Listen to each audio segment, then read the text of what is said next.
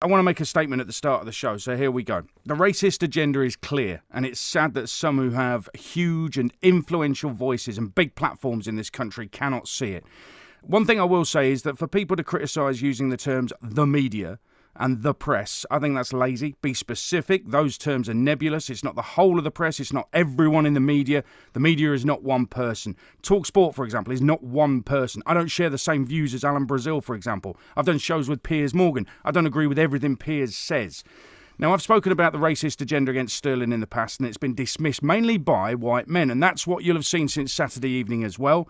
White men claiming that the fan at Chelsea said mank instead of black. Well, they're trying to twist the truth for a reason. The first step for any racist is to deny that racism exists. Now, the abuse, for me, is racist. Sterling's from Jamaica. He came to England at a very young age. He's done incredibly well for himself because of his talent and dedication. Now, there's several questions need to be asked here. I'd ask, why is he picked on, but another black England player, for example, Rashford, isn't? Because Sterling didn't stay with QPR. He didn't stay with Liverpool. The way he left Liverpool, according to some, he wasn't born in England. All those reasons. Rashford is still with the club where he was born.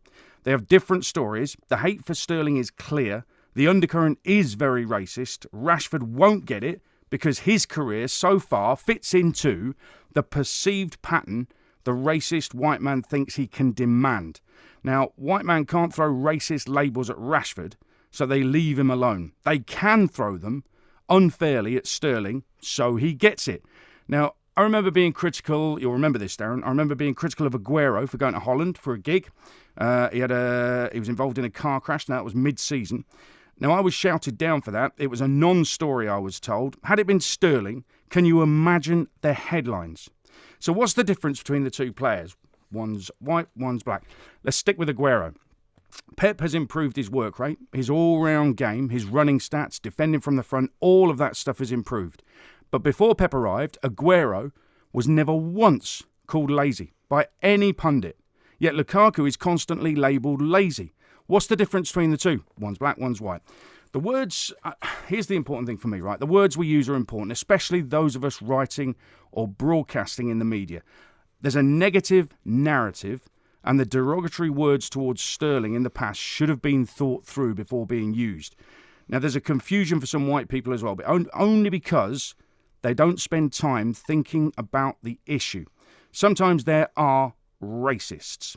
Now, those white people who think those with brown skin are inferior. They are just downright racists. These people need to be educated. Some of them need to be jailed. Now, I'm a white man. I understand how unconscious racist thoughts happen. Let me explain. I'll give you an example. When I was growing up as a boy in the 1970s in a very multicultural city, there was one older member of my family who, instead of saying someone had stolen something, he would use another term. He would use a 3-letter racist term beginning with W. He'd make it into a verb. I had no idea what it meant.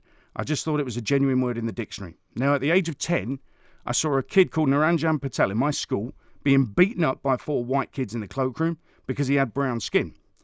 A teacher arrived, saved him from too much physical harm, but in the middle of the aggression, the W word was used.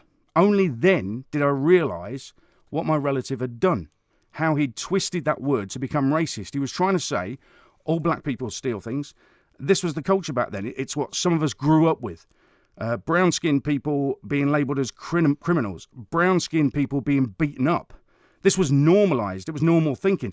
Not everyone got out of that mode of thinking either. In recent years, look at the amount of people who said if they saw an Asian with a rucksack on the tube, they'd get off that tube train. Now, these people, it's their duty to think about how they speak and what they say.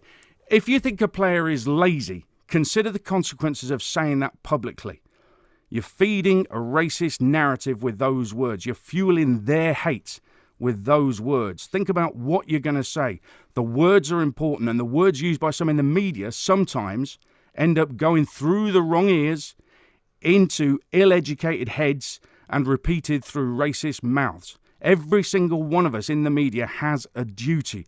We're trying to change what's been happening for centuries. Slavery, apartheid, the Ku Klux Klan, murder of Stephen Lawrence, monkey chants and bananas. So whilst calling a black player lazy might on the face of it seem fair enough, it actually isn't. We have to think about the words we use. I'd urge everyone to think about what they're saying, why they're saying it.